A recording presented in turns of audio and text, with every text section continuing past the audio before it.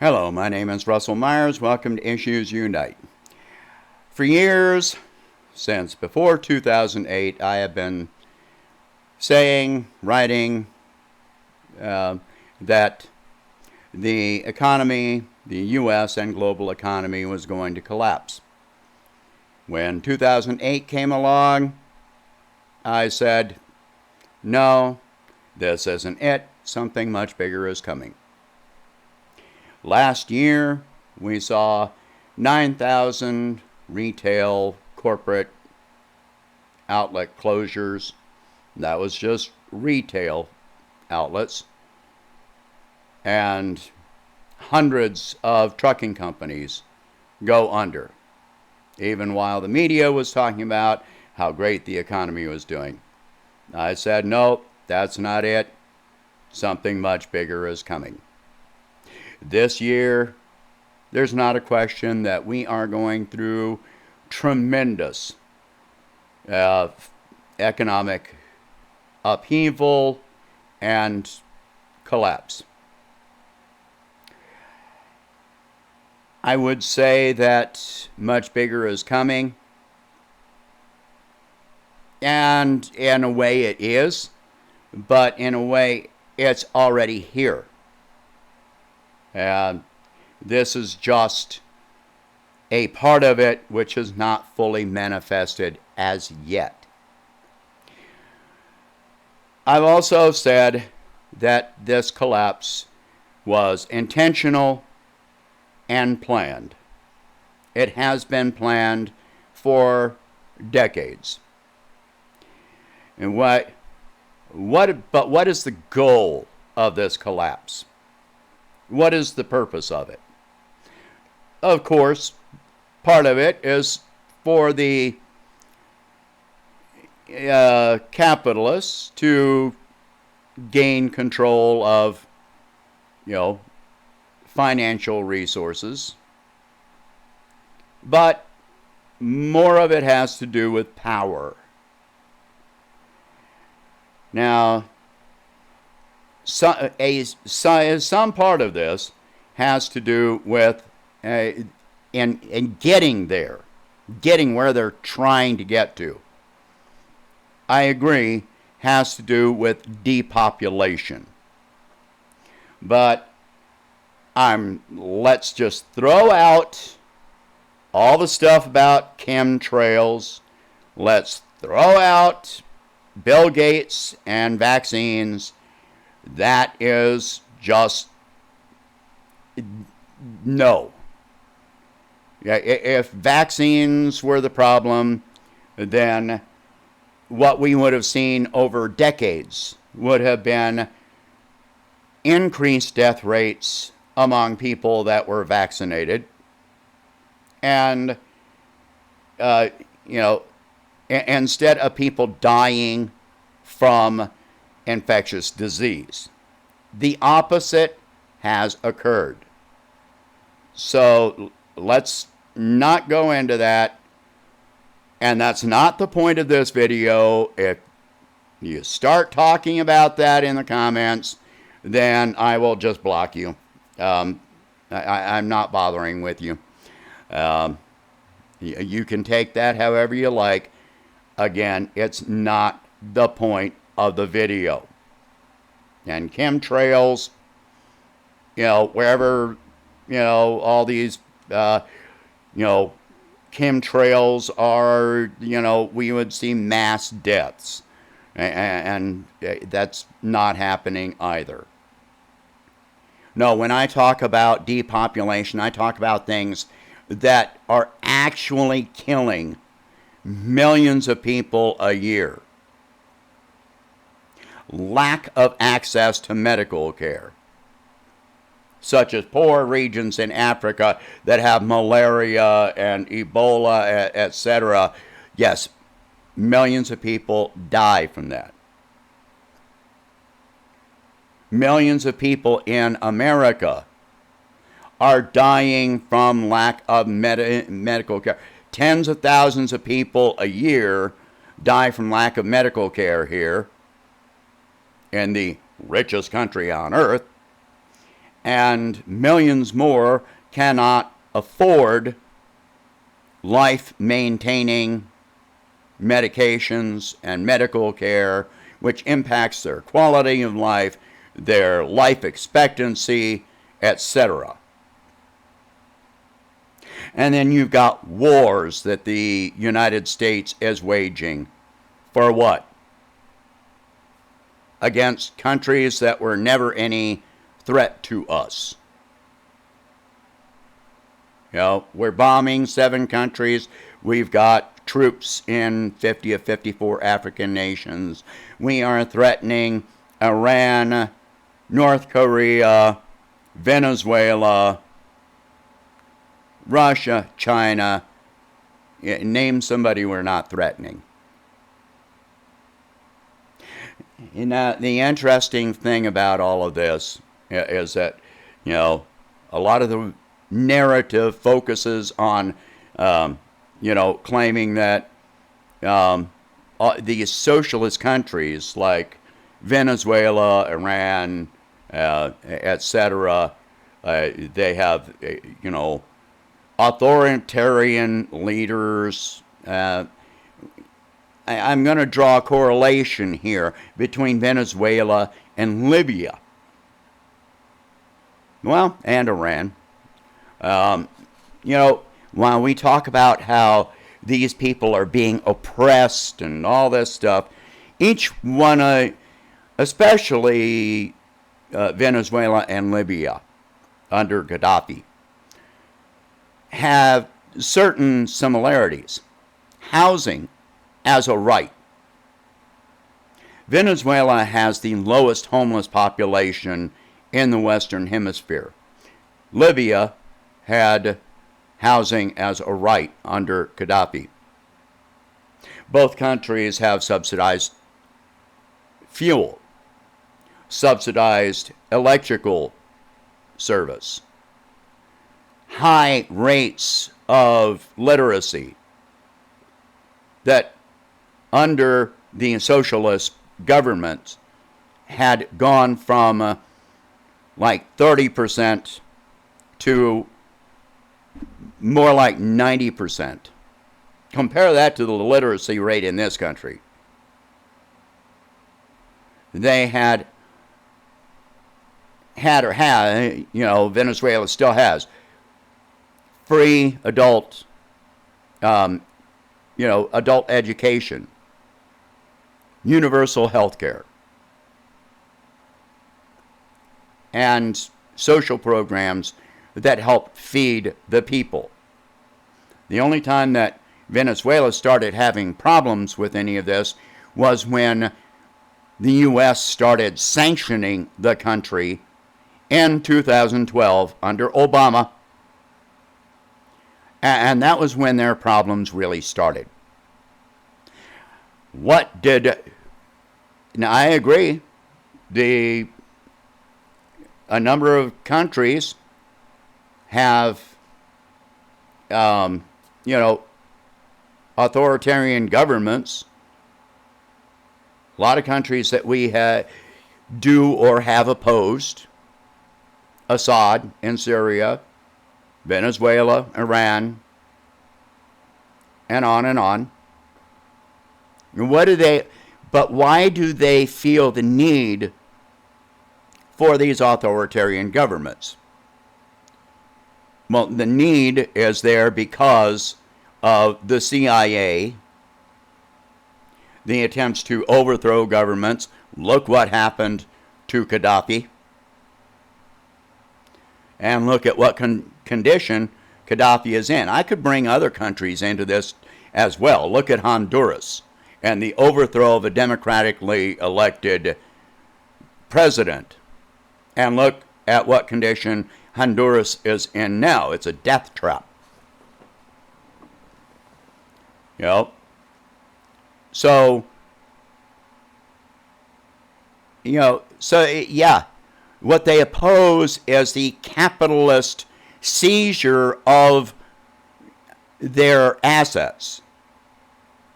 Well, look at America right this minute and what is happening with the capitalist,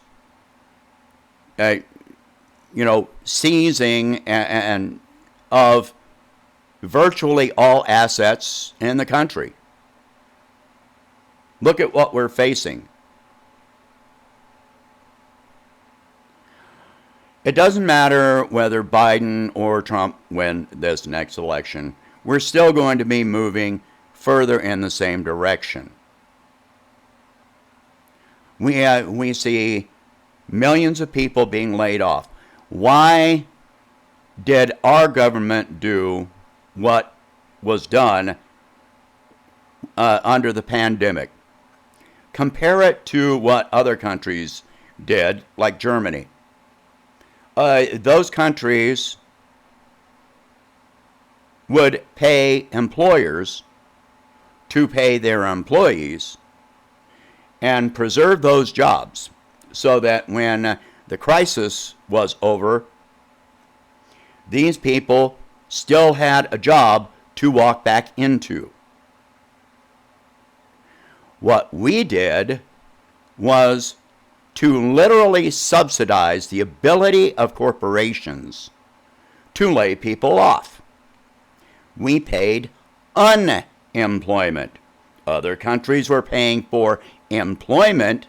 We paid for unemployment, which meant that if a company laid their workers off, they had no responsibility to preserve the job or the wages. In these other countries, when a person walked back into their job, they were walking right back in to making the same wage. Here, you are unemployed, and when or if the crisis lifts, there are going to be fewer jobs available, and there is no guarantee that you will be anywhere near the wages that you were making previously. So why would they want to do this? Well, if I expect at some point that our government is going to push for the elimination of the minimum wage completely. If you have so few jobs that people will literally fight for the few jobs that exist, they will be desperate, homeless, cold, starving, without medical care, sick, watching their children suffer and hunger, etc. This lifting of the $600 supplement or lowering of it, right now it just doesn't exist. This is a test run, just to see how desperate the people are right now. How far do you have to push people? I mean, we already went through the stage where our government literally funded the elimination of jobs. For the last few months, that's what we've been going through. This is not without precedent. We have seen these things happen in our own history, in the Depression, prior to FDR. We saw it happen during the Industrial Revolution, when people would literally fight and kill each other to get a job. Their other option was just dying on the street, letting their families die. They had no other options. So they're pushing us to see how far this is going to go. In any of these cases, did people rise up against the capitalists who owned the businesses and were offering the jobs to save them? No, they didn't. They fought each other. If anyone fought, when people tried to unionize, there were battles in which lots of people died. The employers would bring in Pinkertons and armed thugs. A lot of the people that were afraid of these things would fight for their employers and attack those who were trying to form unions to get better working conditions and pay. It wasn't all workers all uniting all at once, like some people want to portray. Far from it. There were lots of battles between those that were pro-union and anti-union. And those were violent battles. Look up your history. So, in the coming months, millions more jobs are going to be eliminated. When we reach the point where evictions are no longer, people are no longer protected against evictions, or the end of the moratorium, which is a deferral, ends and people owe tens of thousands of dollars in a lump sum and cannot pay it, we're going to see, some people say, project as many as 40 million families, not 40 million people, 40 million families being evicted out onto the street with no option, nowhere to go. No jobs available. The few jobs will pay poverty wages. So this is a means of control. And at the same time, we've got the militarization of our police. And what kind of people go into that? We have no question that there are a lot of people in our society that are in favor, they enjoy operating through aggression, intimidation, violence, control. These are the people that are attracted into the military today, if they're not forced by economic conditions, into police work, into prison guard positions. And yeah, we'll have more that will be forced into these positions by economic conditions.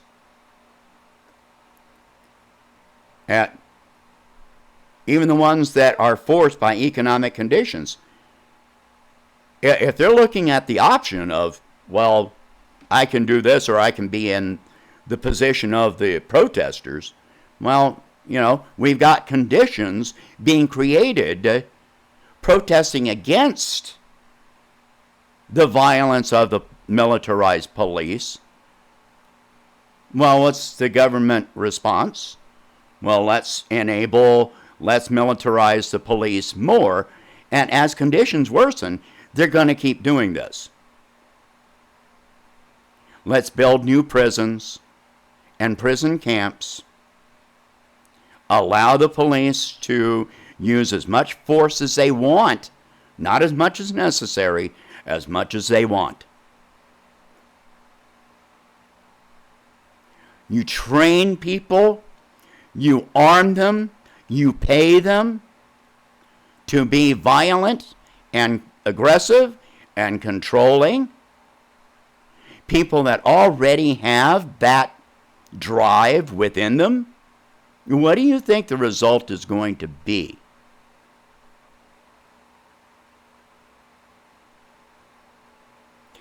So,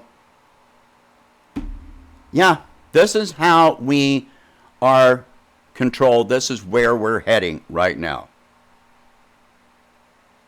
We are going to see this within the next year, and it does not matter whether Trump or Biden is in office, because they both are in favor of the police, in favor of the corporations, against medical care and social programs, against Social Security. So this is where we are headed. If you think we've seen bad, just wait a few more months. I don't care which one of those you vote for. Either way, you're voting for the same thing. So, open your eyes and see where we're going. You have other options. Don't wait until we have fewer and fewer options, and eventually all we can do is rise up in violence, because they've got a lot more weapons and they're sanctioned. If you use violence, they can use violence against you. They can throw you in prison for life. They don't even have to. We don't have habeas corpus anymore. They'll call you a terrorist and say, they don't have to tell you any charges. They don't have to let your family know where you are. All right. I know this was a long one, but I want people to think about these things. Share this video. Like this video, please. Share this video. Talk about these subjects. For real. Talk about these subjects. If you can, please donate $1 a month to help expand the channel. And I hope you have a good evening.